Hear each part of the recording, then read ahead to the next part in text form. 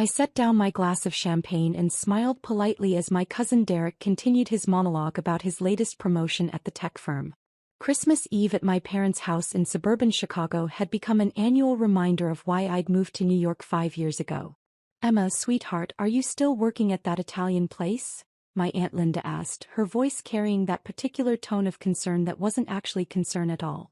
"I work in restaurants, yes," I said simply, reaching for a piece of cheese from the appetizer spread. "How nice," my mother said in a voice that suggested it was anything but. "Though I do wish you'd consider something more stable. Your sister Jennifer just made junior partner at her accounting firm." Jennifer beamed from across the room, raising her wine glass in a self-congratulatory toast. "5 years of hard work, but totally worth it. The salary is incredible." "That's what real ambition looks like," my father said, gesturing toward Jennifer with obvious pride. "Strategic career planning. Upward mobility." Derek leaned back in his chair, looking at me with barely concealed pity. "Emma, how long have you been waiting tables now?" "For years." "5 years in the restaurant industry," I corrected gently. Right. And you're what, 28 now? Don't you think it's time to consider a real career? Maybe go back to school? Jennifer could probably get you an interview at her firm. They're always looking for administrative assistants." "I'm 29 and I'm happy with my work." My Uncle Paul laughed, the sound sharp and dismissive. "Happy doesn't pay the bills, kid. What are you making minimum wage plus tips? Living with roommates in some shoebox apartment." "I do quite well, actually." "Come on," Derek pressed. "Be honest. You're barely scraping by, right? That's the restaurant life. Long hours, terrible pay, no benefits. You're running around serving other people while they enjoy their lives." My younger brother Alex, fresh out of business school, chimed in. "Derek's got a point, Em. The service industry is a dead end. You should leverage your degree. You went to culinary school, right? Maybe you could do something with that. Food photography? Recipe development for a corporation?" "I use my culinary degree every day," I said. Sure. Making pasta and carrying plates." My father sighed heavily. "Emma, when are you going to accept that this restaurant dream isn't working out? Your mother and I didn't pay for culinary school so you could be a career waitress." "I'm not a..." "It's nothing to be ashamed of," Aunt Linda interrupted.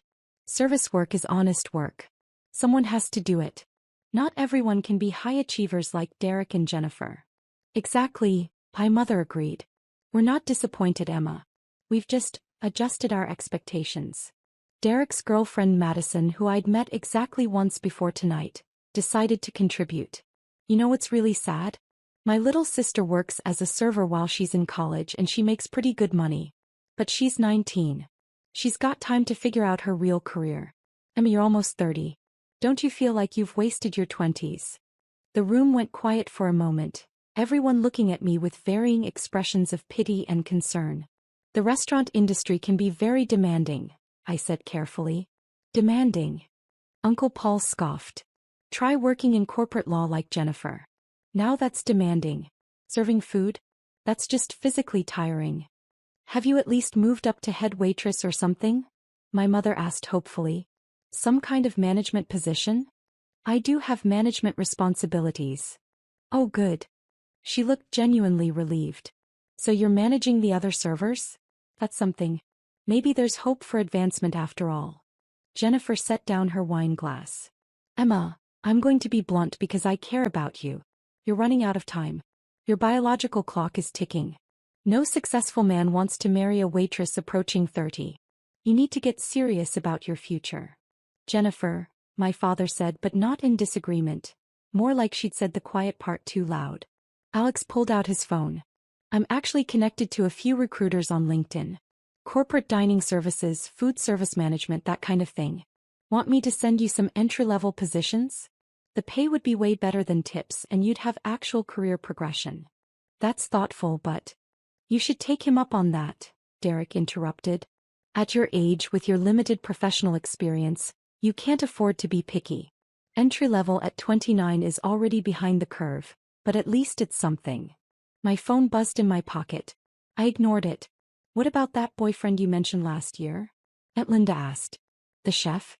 Is that still going anywhere?" "We're not together anymore."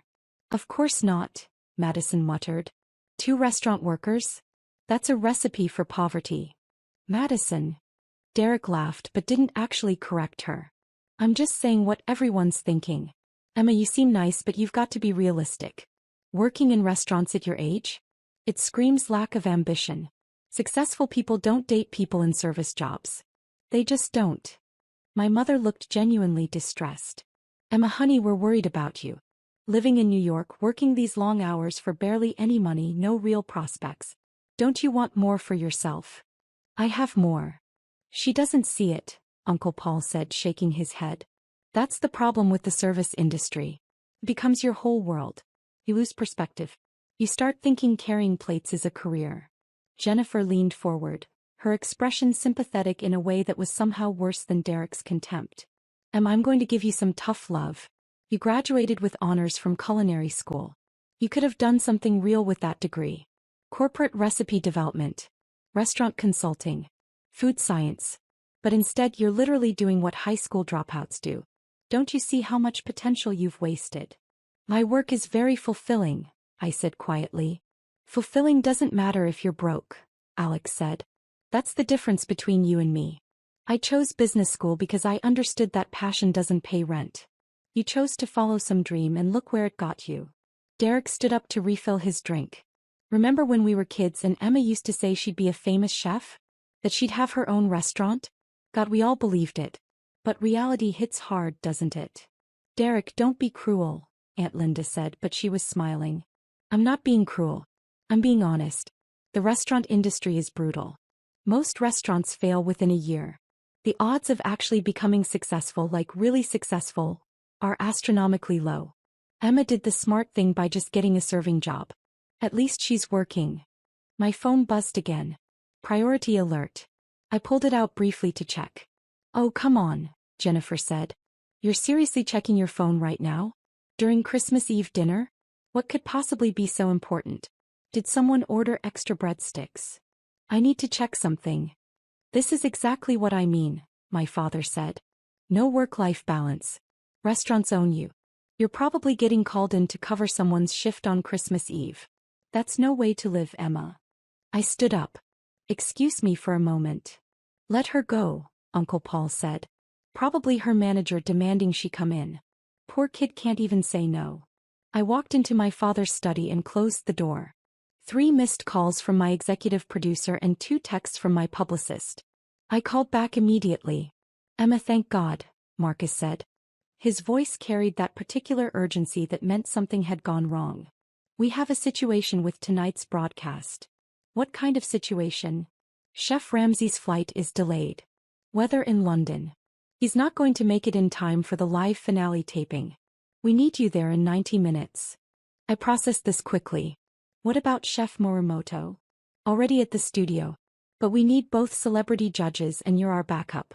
Emma, I know it's Christmas Eve and you're with family, but we're talking about the season finale. 15 million viewers. We can't postpone and we can't do it with just one celebrity judge. Where's the taping? Studio 8H. Rockefeller Center. We've got a car that can be at your location in 20 minutes. I looked at my watch. My parents' house was 40 minutes from the city without traffic. Christmas Eve traffic would be lighter, but still. Make it 15 minutes. I'll be ready. You're a lifesaver. Emma, this is huge. The finale live broadcast, you'll be front and center. Are you prepared for that? Marcus, I've done 17 episodes this season. I'm prepared. Right. Of course. Car will be there in 15. We'll have your wardrobe ready when you arrive. I hung up and stood there for a moment, listening to my family's laughter filtering through the door. I could hear Derek telling some story about his latest tech acquisition. I walked back to the living room. Everyone looked up. I have to go, I said simply. Go. My mother's face fell. Emma, it's Christmas Eve. We haven't even had dinner yet. I know. I'm sorry. Work emergency. Derek laughed. A restaurant emergency? What, they ran out of marinara sauce? Something like that. This is ridiculous, my father said, his voice rising. You're seriously leaving Christmas Eve dinner to go serve tables? Emma, this has to stop. You can't let these people walk all over you. They're not. Yes, they are, Jennifer interrupted. This is what happens when you're in a powerless position. They call you Jump. No agency, no control over your own life. Emma, please just quit. This job is destroying you. I'm not going to quit. Then at least stand up for yourself, my mother pleaded. Tell them no. It's Christmas Eve. I picked up my coat. I really do have to go. I'll call tomorrow. This is so typical, Alex said. Classic service industry exploitation. They know you need the tips so they can make you work holidays. You deserve better than this. The doorbell rang. My car right on time. That was fast, Derek said suspiciously.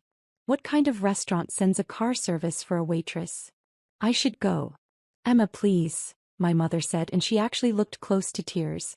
Just this once. Tell them you can't make it. Choose your family. I am choosing my family, I said quietly. I'm choosing the career I've built. The work I love. I'm sorry I can't stay, but this is important. More important than us? My father asked. I didn't answer. I just walked to the door. Behind me I heard Uncle Paul say, let her go. Maybe she'll finally realize what she's throwing away. The car was a black sedan, professional and discreet. The driver opened the door and I slid into the back seat. As we pulled away, I could see my family gathered at the window watching me leave. My phone rang. Marcus again. Emma, wardrobe wants to confirm. Are we going with the Armani or the custom Versace? The Versace. It photographs better under studio lights. Perfect. Hair and makeup will be standing by. We're doing a live pre-show interview at 7:30, then the actual competition starts at 8. Chef Morimoto is reviewing the challenge parameters now. What's the final challenge? 3-course meal, 90 minutes, mystery ingredients. Classic MasterChef format. The contestants are terrified. They know you don't accept anything less than perfection. I smiled slightly. That's why they invited me to judge. Exactly. Emma, I've got to say, having you on this season has been incredible. The ratings are up 30% from last year. People love the fact that you're tough but fair. And when you gave that contestant the standing ovation in episode 12, social media exploded. She earned it. That beef Wellington was flawless. Well, tonight's going to be even bigger. Season finale live broadcast, and now you're not just a guest judge, you're the celebrity judge. Your name above the title. This is huge for your brand. Let's just focus on finding the best chef. We hit traffic approaching the city. I checked my email, messages from 3 of my restaurant managers with evening service updates, a note from my publicist about tomorrow's interview with Food and Wine magazine, and a reminder about next week's James Beard Foundation dinner where I was receiving an award. My phone buzzed with a text from Jennifer. I hope you realize what you're throwing away for a minimum wage job. We were trying to help you. I didn't respond. The car pulled up to Rockefeller Center at exactly 6:47 p.m. Security was waiting. Chef Chin, the guard said, checking my ID against his list. You're cleared for Studio 8H. They're expecting you. I walked through the corridors of 30 Rock, past the Saturday Night Live studios, past the offices where television history had been made for decades. These halls were familiar now. I'd been here 17 times this season, plus previous guest appearances on morning shows and late-night programs. Marcus met me at the studio entrance. Emma, you're a vision. Come on, hair and makeup are standing by and we need to get you into wardrobe. Chef Morimoto is in his dressing room. He's thrilled you're here, says you're the only judge who really understands contemporary fusion cuisine. Where are the contestants? Green room. They're nervous. They've been watching your episodes. They know your standards. I smiled. Good. They should be nervous. Hair and makeup took 30 minutes. The Versace dress, a custom piece in midnight blue with strategic crystal detailing, fit perfectly. My stylist, Christina, stepped back and nodded approvingly. You look like exactly what you are, she said. A culinary powerhouse. Those contestants are going to lose their minds when you walk out. That's not the goal. No, but it's a nice bonus. She adjusted a final strand of hair. Emma, can I just say, watching your career explode this year has been incredible. From that New York Times profile to the Michelin stars to this show. You're living proof that hard work and talent win. And a lot of luck. Luck? Emma, you own 7 restaurants. 7. All of them successful, most of them with Michelin recognition. That's not luck. That's genius. There was a knock on the door. One of the production assistants poked his head in. Chef Chen, we need you for the pre-show interview in 5 minutes. I'll be right there. Marcus appeared at my elbow as I walked toward the set. Okay, so the interview is with Sarah Mitchell from Culinary Today. She's going to ask about your restaurants, your judging philosophy, and probably about the rumors of your Las Vegas expansion. Standard stuff. Then at 8 we go live with the competition. Are the mystery ingredients challenging enough? Emma, they're brutal. We've got white truffle live spot prawns, A5 Wagyu and golden berries.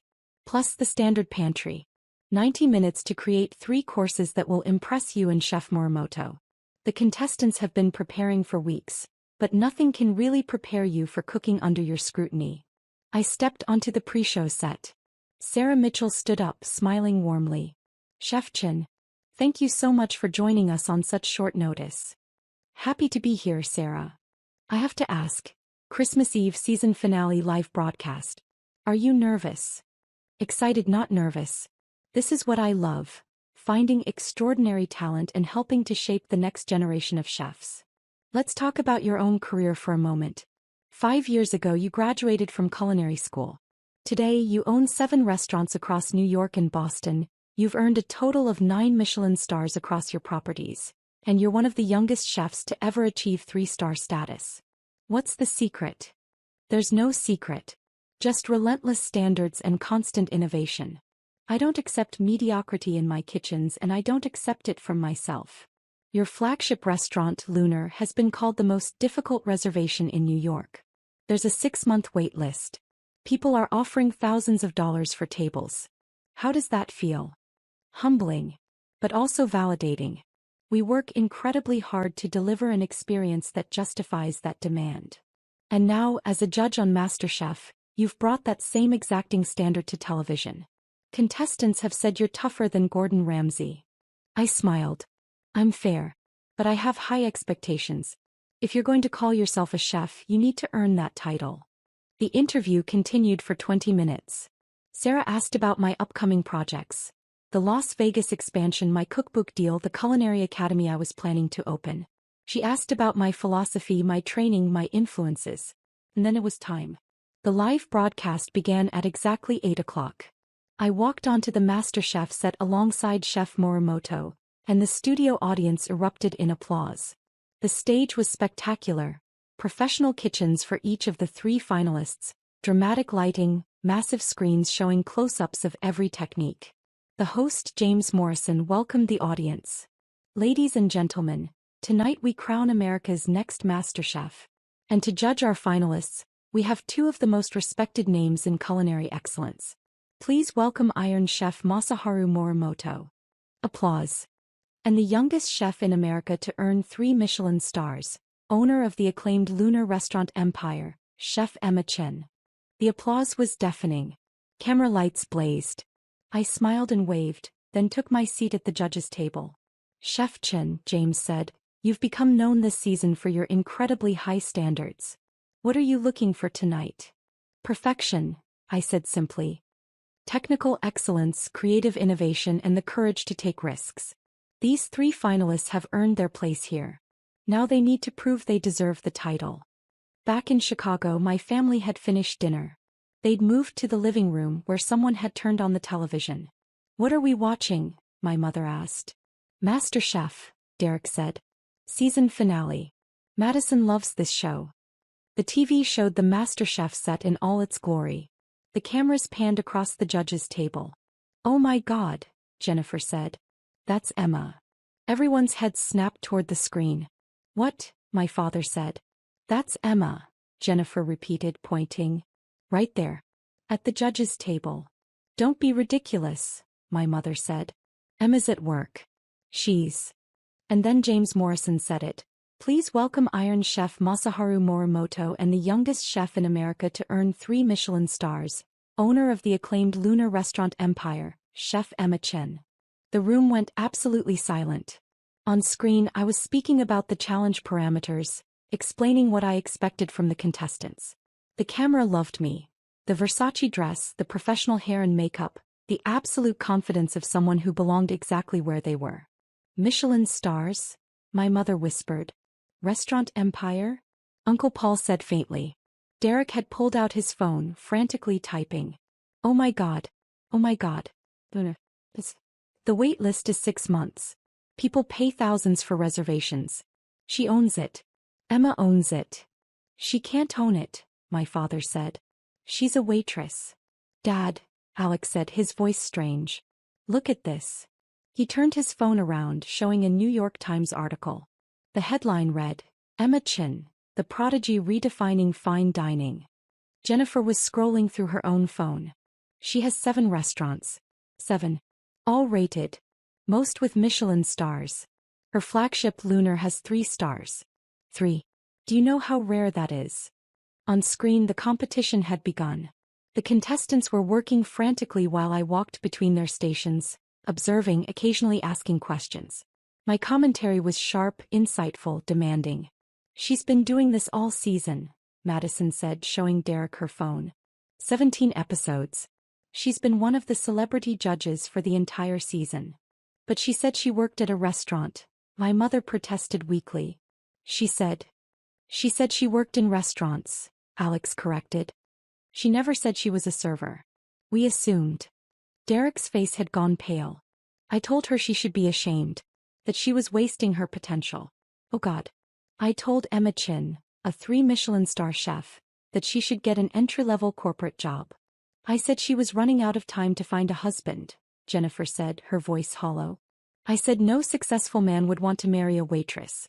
Imagine. Who owns a restaurant empire. Uncle Paul was reading from his phone. She's worth an estimated $42 million. Her restaurants generate over $70 million in annual revenue. She's been featured in every major culinary publication. She won the James Beard Award last year. James Beard, my father repeated. It's like the Oscar of the food world, Alex explained.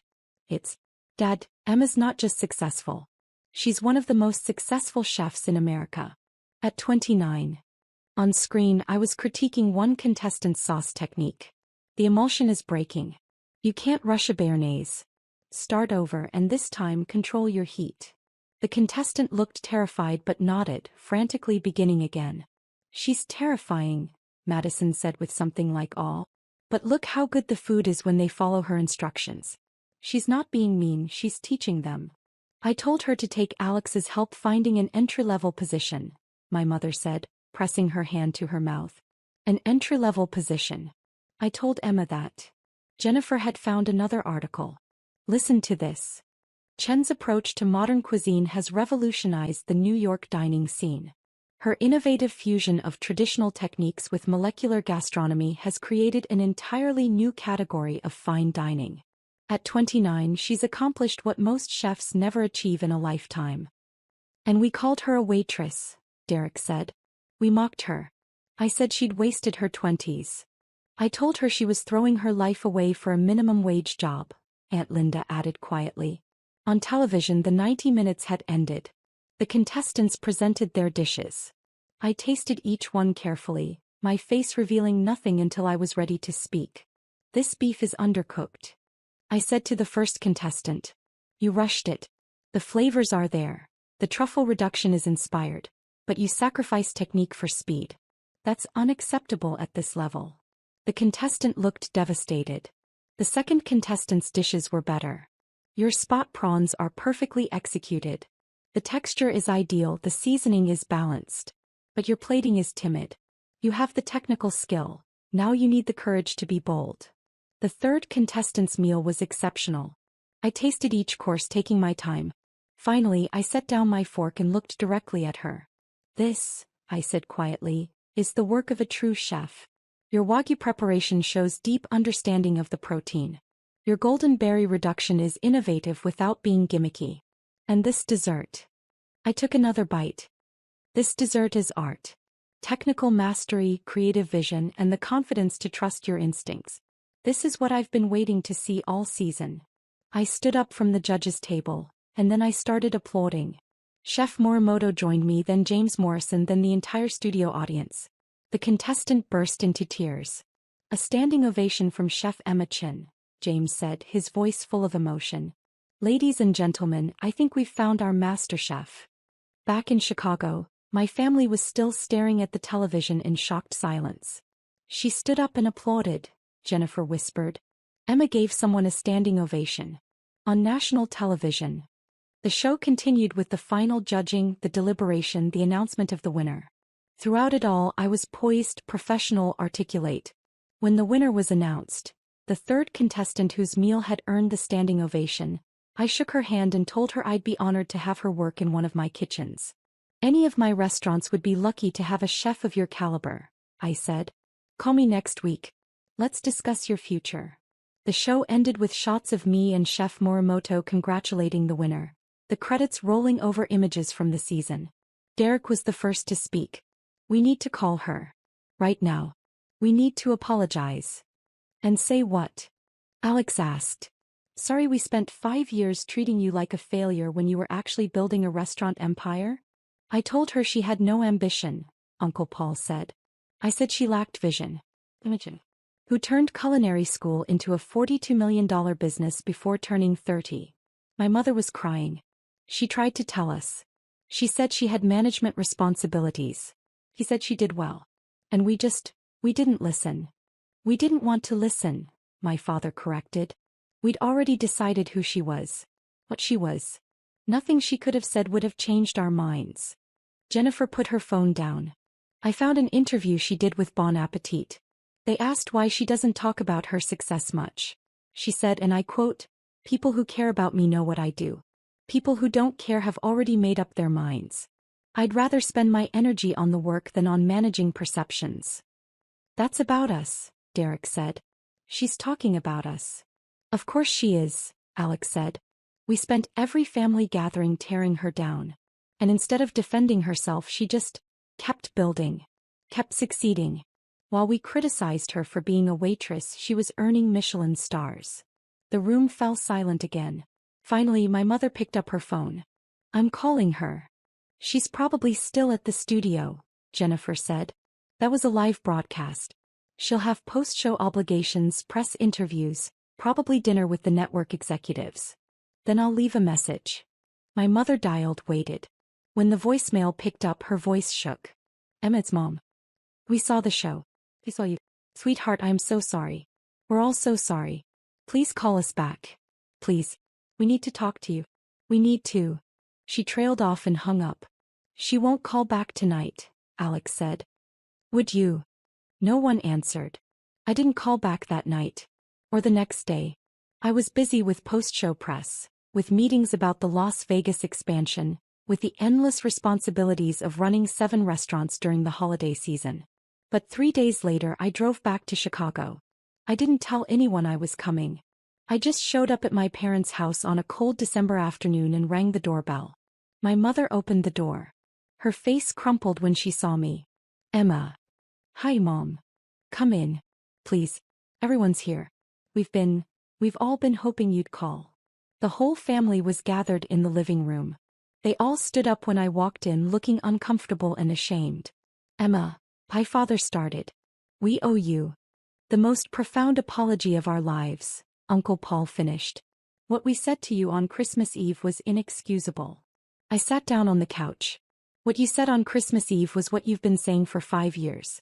The only difference was that this time, you found out you were wrong. We were always wrong, Jennifer said quietly. We were wrong from the beginning. Emma, I read everything I could find about you over the past 3 days. You graduated top of your class from culinary school. You worked under Thomas Keller for 6 months. You opened your first restaurant when you were 24, and it earned a Michelin star within 8 months. You've been building this incredible career the entire time we thought you were just serving tables. I never said I was serving tables. No, Derek agreed. We said that. And you let us believe it. Why? I looked around the room at my family, at the people who'd spent years dismissing me, mocking me, pitying me. Because nothing I said was going to change your minds.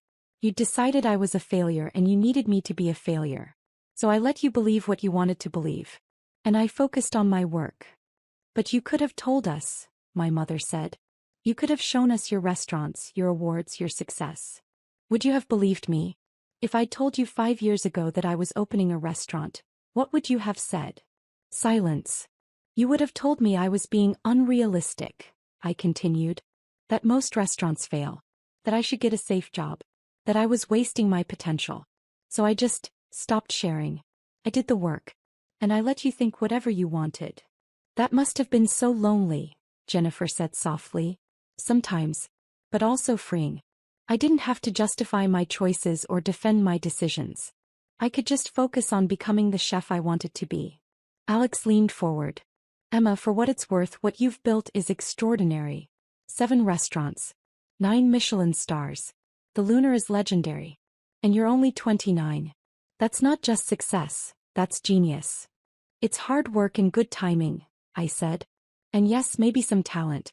But mostly it's just refusing to accept anything less than excellence. Which is why you're so demanding as a judge, Derek said. We watched more episodes. You're tough but you're fair. And when someone earns your approval, it clearly means everything to them. Because I know what it takes, I said simply. I know the work, the sacrifice, the endless hours of practice and refinement. When someone achieves real excellence in that environment, they deserve recognition. My father cleared his throat. Emma, I spent your entire childhood pushing you toward medicine. I wanted you to follow in my footsteps. But what you've done, what you've built, I couldn't be more proud. And I'm ashamed that I couldn't see it. That I dismissed your achievements because they didn't match my vision for your life. You weren't looking at my achievements, I said.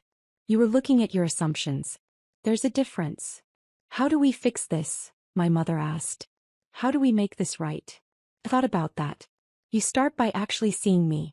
Not who you want me to be or who you thought I was, but who I actually am. You start by asking questions instead of making assumptions. And you start by respecting my work. Not because it's successful by your standards, but because it's meaningful to me. Can you forgive us? Uncle Paul asked. Eventually.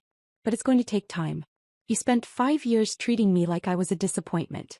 That doesn't go away overnight just because you found out I'm successful. Fair enough, Jennifer said. Emma, would you tell us about your restaurants? About what you've built? We want to understand. Really understand. So I did. I told them about opening Lunar with a borrowed commercial kitchen and a maxed-out credit card. About the 18-hour days, the failed dishes, the constant refinement. About earning that first Michelin star and crying in the walk-in freezer because it meant everything I'd sacrificed had been worth it.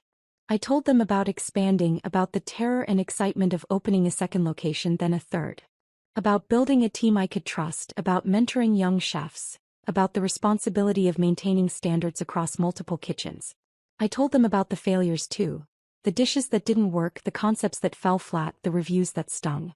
About the pressure of maintaining 3 Michelin stars, of living up to expectations, of constantly innovating in an industry that moves at lightning speed. They listened. Really listened this time. Asked questions. Tried to understand. It wasn't perfect. It didn't erase 5 years of dismissal. But it was a start. As I was leaving, my mother hugged me tightly. I'm so proud of you, Emma. I should have said that years ago, but I'm saying it now. What you've built is extraordinary. Thanks, Mom. One more question, Derek said as I was heading to my car. That standing ovation you gave on the show. The contestants started crying. Does that happen a lot? I smiled. Only when someone earns it. Excellence deserves recognition. Always. I drove back to New York that night thinking about assumptions and perceptions, about the stories families tell themselves. About how easy it is to miss what's right in front of you when you've already decided what you're looking at. My phone rang. Marcus, my executive producer. Emma, the ratings are in. The finale was the highest-rated episode in MasterChef history. 15.3 million viewers. The network wants you back for next season. Full-time judge. Top billing. They're offering a development deal for your own show too. Let me think about it. Think fast. Every network in town is going to come calling after those numbers. Emma, you're not just a great chef anymore. You're a star. I hung up and kept driving, the Manhattan skyline appearing in the distance. My phone buzzed with messages. From my restaurant managers, from my publicist, from colleagues in the industry. And one text from Jennifer. Just made a reservation at Lunar. 6 months from now, but I'm willing to wait. I want to understand what all the fuss is about. Nema, I want to see what you've built. I smiled and texted back. I'll make sure you get the chef's table. Welcome to my world. Because that's what this was. My world. Built from nothing, created through relentless work and unwavering standards. A world my family had never bothered to see. But now they were looking. And maybe, finally, they were beginning to understand.